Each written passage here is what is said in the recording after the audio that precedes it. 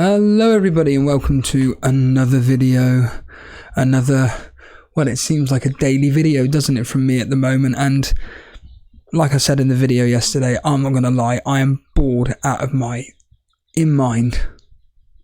I'm absolutely bored out of my mind, and I'm not going to mess about here. I am struggling with the fact that I'm not having to work in the mornings anymore.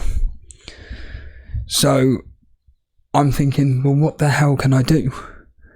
And when it's weather like this, where it's, I can't go out walking, I've got, without going over and over it again, but I will do, I've got a flaming busted foot. And for anybody that doesn't know, which I don't think I've even spoken about this, but basically about 7-8 weeks ago now, I was at a gig where I got this shirt,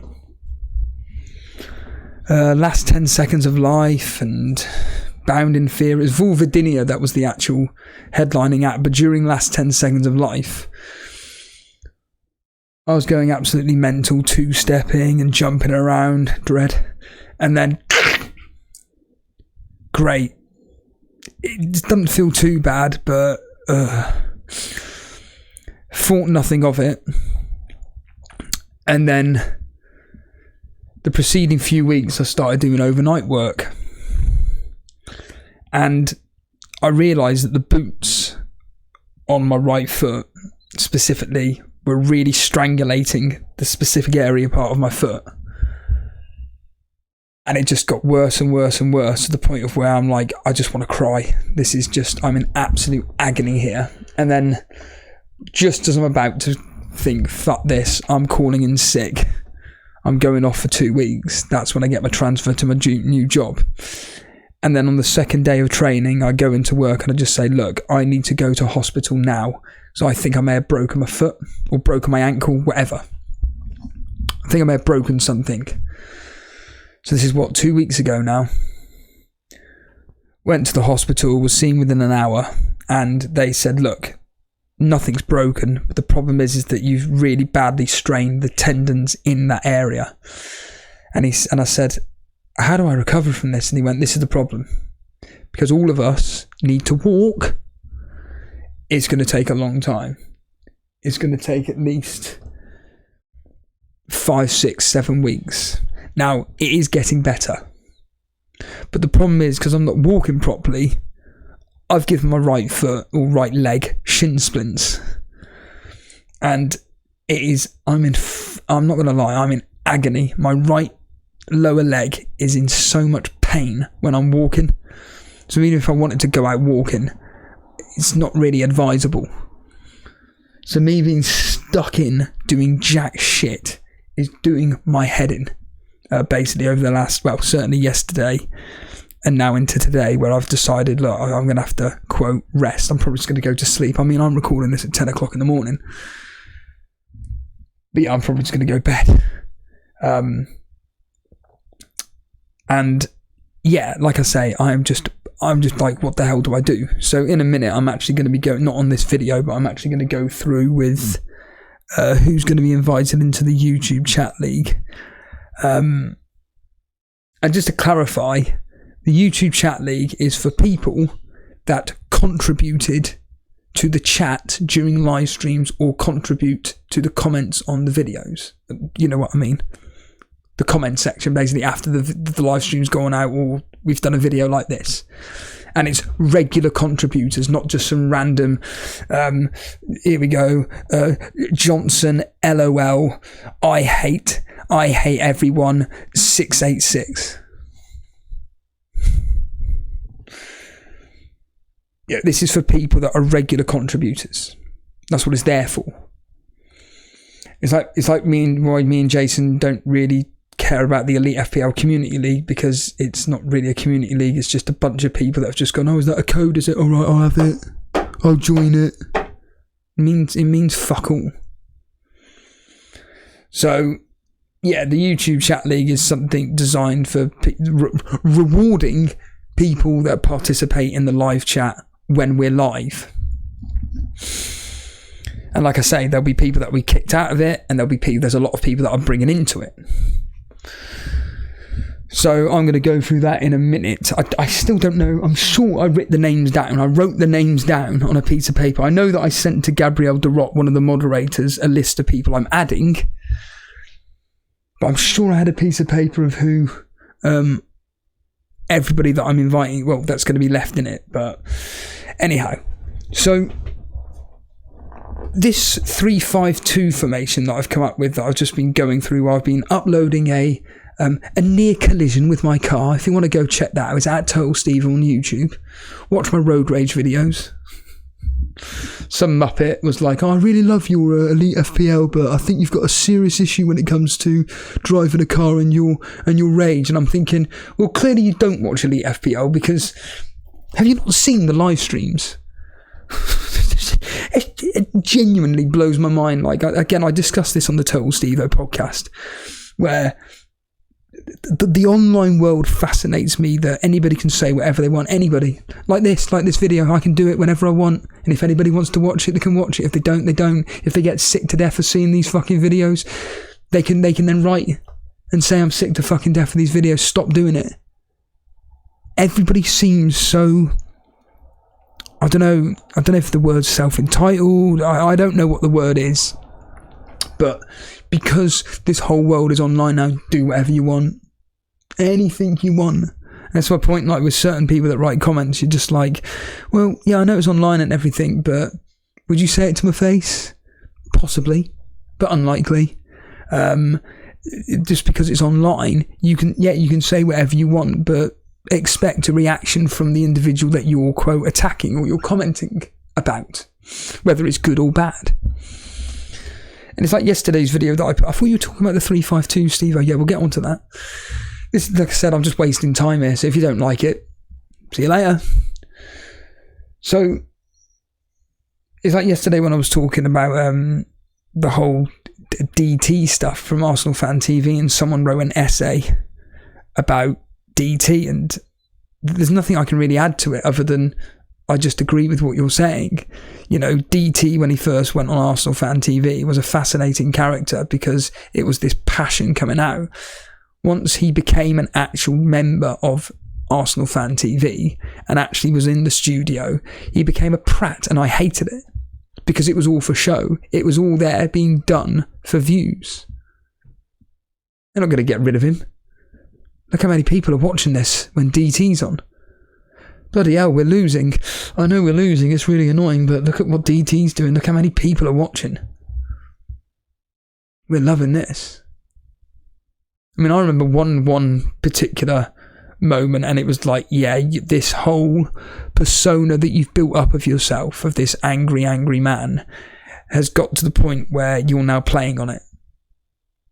And don't get me wrong, I'm not going to lie, it's happened with Elite FPL with me. Occasionally, I've stupidly played up to the anger and aggression. I have done. But 99% of the time, everything you see from myself, as an example, is genuinely natural and organic. But there has been very few occasions where I know for fact people are expecting something and I pretty much just give it them. I think the worst occasion for me actually was during that horrible moment from, was it two seasons ago, maybe 3 seasons ago now, with that tweet that went a bit viral around the fantasy football community. And I did a response live stream video, and I literally lost the plot. Now, if you're a member, it is there somewhere. You can actually find that video, but I hated it. I literally just got, once I stopped streaming, I was like, what the hell have I done that for? Now I had 2 options. I could have either deleted the stream or just put it as members. I just decided to put it as a members video only. But that was a time where, not necessarily playing up, but certainly you had all this build up. There was literally, I think, about 150 people waiting for the stream to start, which for our channel is pretty big. And I'm thinking, Christ, they're all waiting for me to go absolutely apeshit. I'm looking at the comments here and they're all saying, oh, fucking hell, Steve-O's going to go mad and stuff. And ironically, I wasn't. And then the second the music ended, and then live it was take a deep breath and just bang, rant, vent, and it was embarrassing, and it was truthful what I was saying, but I went about it the wrong way. Now Jason did say afterwards that was he said that was amazing. I completely disagree with him, but obviously he as a viewer and as the co-host, he's obviously got a different opinion. It's like when he says that he hates the streams that he does, and I'm like, no, it's amazing. I really, really enjoy it. I always use the recent, well, I say recent one, the one that he did last year with Max Roberts. Fantastic. Didn't really talk about fantasy football, just spoke about AI, because it was like midnight he did the stream, 1 o'clock in the morning. He just went, fuck it. Bit like me now. Just fuck it, I'm bored out of my fucking mind. This video here will be entertaining somebody. Whoever that is, hit the like button and hit the subscribe button. Fucking hell. But yeah, we can go back to this 3-5-2. And I was just playing around just a minute ago while I was waiting for that was the reason why I went on to that, wasn't it? Because of the road rage stuff. Uploading a video, and I was like, right, there are certain players that we can't have them all, by the way. We can't have all the players, and this is why Dread makes the point. This is the good thing about this season, that because the players are so cheap, we can essentially go for whoever we kind of want. And there are some players where I'm thinking, I can't go without. Some I can sacrifice. Some I'm just thinking, no. And those players for me, specifically, is Rashford, Trent, Saka, Haaland, and Salah. For me, those 4 or 5 players are, for me, crucial. Their opening fixtures are good enough where you'd like to think that they're going to be returning. The issue that I have with the Man City triple up is they've got this European Cup competition halfway between Burnley and Newcastle. Is there going to be rotation? The likes of Foden, yes, he's a high quality player, but he was barely getting into the team last year. Now, yes, certain players have been sold. Does that mean that Foden now comes into fruition and actually performs to the standards that we expect? Possibly. But I'm trying my hardest to go with some form of template where for the first few weeks, at least just get through it.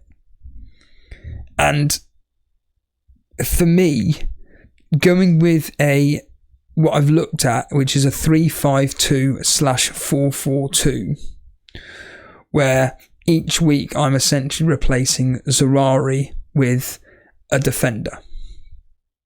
Basically Bell of Luton.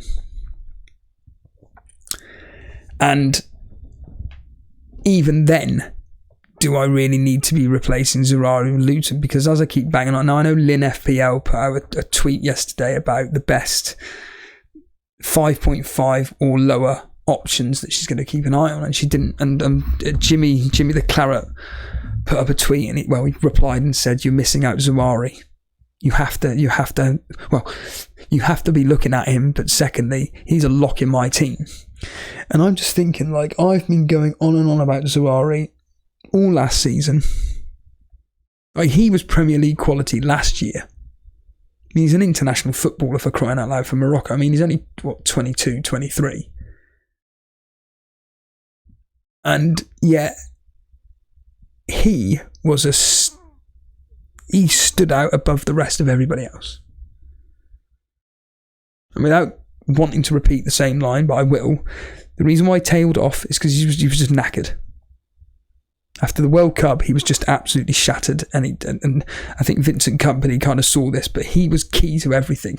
You know, there's players for certain teams that seem to be just playing week in, week out, and it's like, you need to give this player a rest, please. Salah is the prime example of that. Why Klopp insists on playing him in every single game is beyond me. Even if it's like Sheffield Wednesday away in the FA Cup, gotta play him. Even if it's Wrexham in the Carling Cup, Carabao Cup, whatever, it's gotta play him.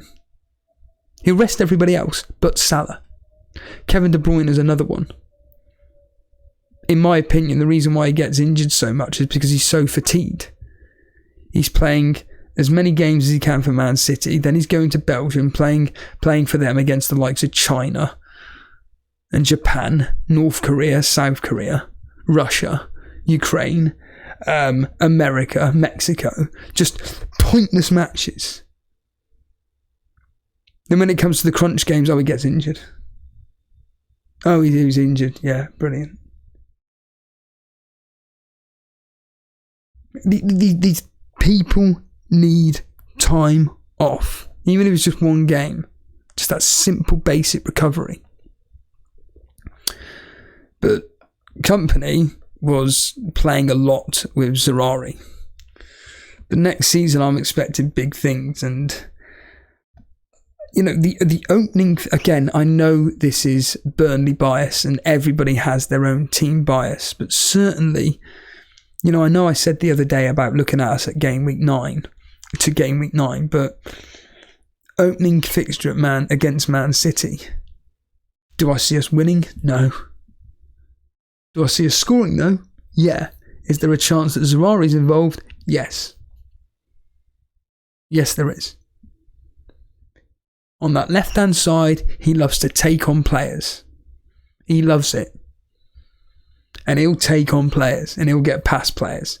And then what he chooses to do is one of two things. If he thinks there's a shot on, he'll fucking go for it. And he normally gets on target.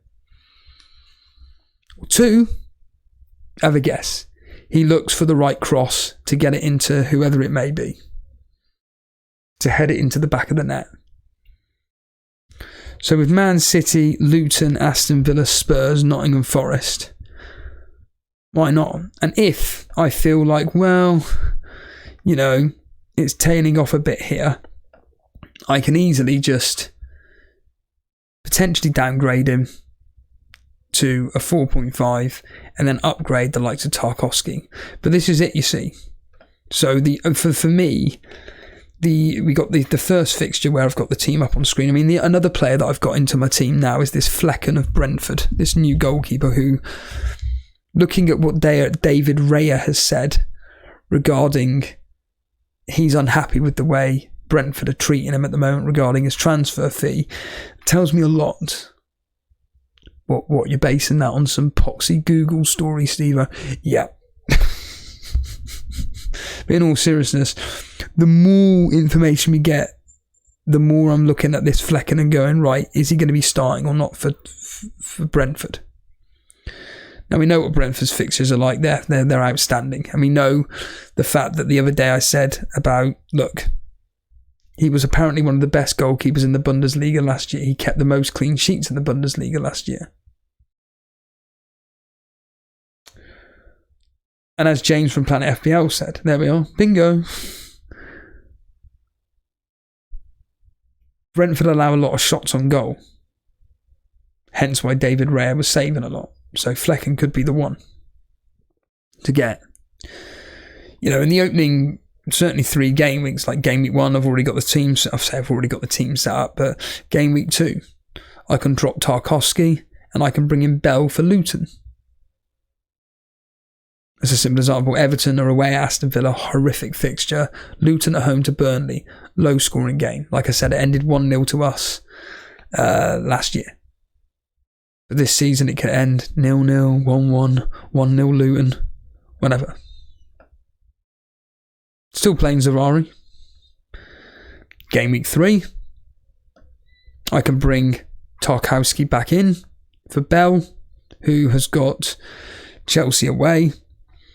We are at home to Aston Villa. Don't want to be playing a defender in that, so I'll have Tarkowski, Trent and Estepinian. Estepinian would be at home to... Well, like, this is the thing, I've got the 2 locks in of Trent and Estepinian. I mean, Brighton's fixtures are ridiculously disgusting to start with. Game week 4. Then, of course, have Estepinian at home to Newcastle. We then have Tarkowski away at Sheffield United. And then we've got, Liverpool at home, or Trent at home to Aston Villa. And that's just by game week 4. And there's some form of plan, by which point a lot of us will have, within reason, enough information to go, is Trent doing well enough in that midfield role to be worth the £8 million? Is Rashford performing? Is Salah performing?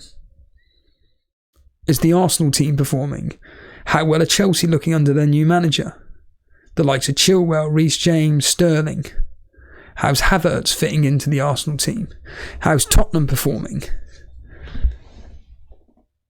But when you're, for me, going off the best teams with the best opening 5 fixtures, and yes, I know I've missed off Everton there, but certainly, again, Arsenal, I've got Saka. Brentford, I've got Buemo and Flecken. Chelsea, 0, but again, under a new manager. Man City, I've got Haaland, but again, minutes are questioned with all the players. Liverpool, I've got the double up in Trent and Salah, because I'm a Liverpool fan. Sheffield United, not really interested in. Spurs, and then we've got Everton. Spurs, I haven't got anything. Again, they're one to watch. And you know what Everton can do, and the fact that Calvert-Lewin, a lot of everything will be going towards Calvert-Lewin. We saw last season that under Dyche, he performed within reason pretty well. Within reason underneath Dyche. But he barely played last year. I mean, I'm looking here, he played 1,166 minutes. It's nothing. In fact, the last two seasons, the total amount of minutes that he's played across 2 seasons is less than the 2020 and 21 combined. So in 2020-21, he played 2,871 minutes. Across the last 2 seasons, he's played roughly 2,400 minutes. Across 2 seasons. And he scored seven goals and got 3 assists across the last 2 seasons. Whereas when he's actually played the majority of the time, certainly his breakout season in 2019-2020, 13 goals, 1 assist. Following season, 16 goals, 6 assists. We're looking at a very, very good striker here.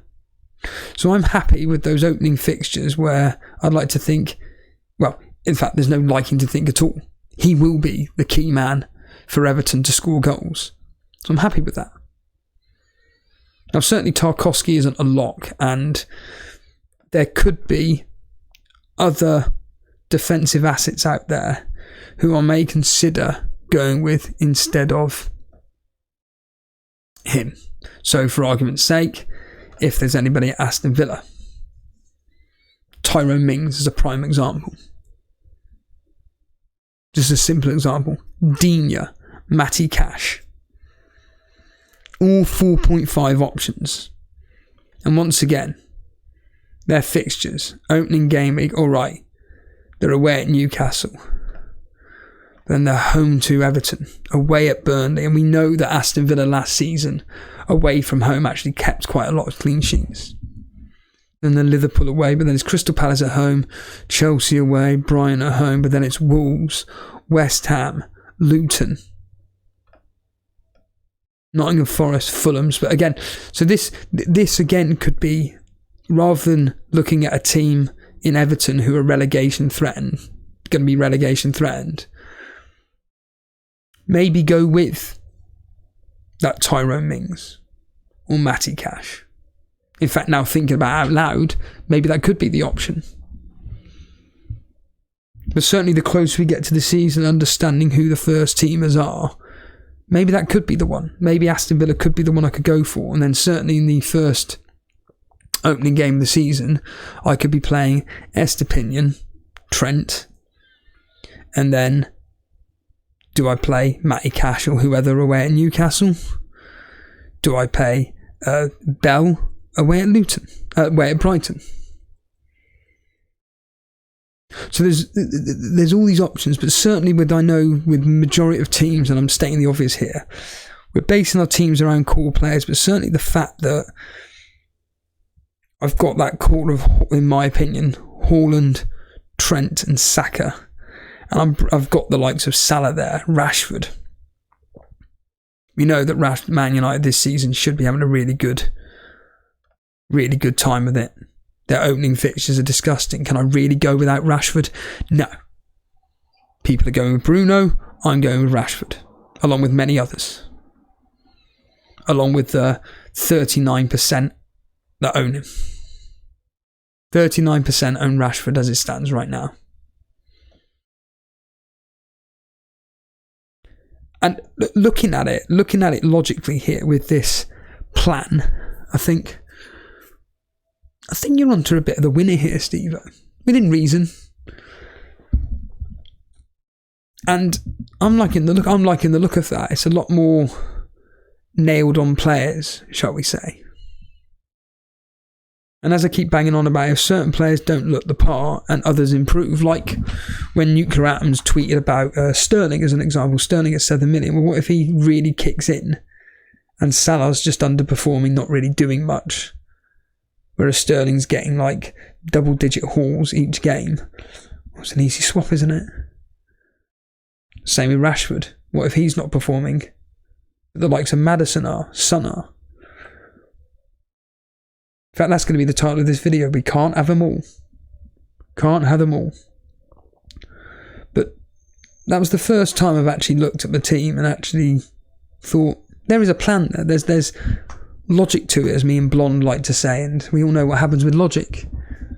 It goes out the window. It's a complete waste of time. But I think that playing, as we all know, playing this game safe to start with is going to bring you more success towards the end, because it's towards the end where you want to be.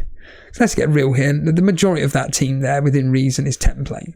Within reason. Trent, Estepinian, Rashford, Salah, Saka, Haaland. So what's that? 1, 2, 3, 4, 5 players. 5 players out of your starting 11. And then the other players, Bremer as well, that's 6. If you've got the luxury of being able to have Salah in your team, I'm happy with it. I think as it stands right now on the 9th of July, what was that, 4 weeks to go until kickoff? Within reason, I'm pretty confident with it. And on that note, thanks everybody for watching. Until next time, see you later.